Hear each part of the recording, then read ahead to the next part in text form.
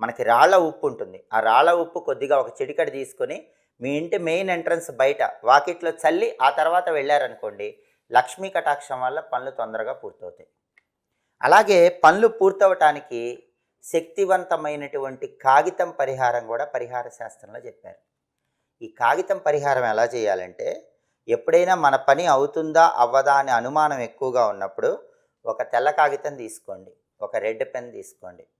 ఆ రెడ్ పెన్తో తెల్ల కాగితం మీద ఒక ట్రయాంగిల్ బొమ్మ వేయండి, త్రిభుజం బొమ్మ వేయండి. ఆ తర్వాత ఆ త్రిభుజం మధ్యలో రెడ్ పెన్తో శ్రీ అనే అక్షరం రాయండి. రాసిన తర్వాత ఆ కాగితం మడత పెట్టేసి మీ నుదురికి తాకించుకోండి. తాకిచ్చిన తర్వాత జేబులో ఉంచుకోండి. పని మీద వెళ్ళండి.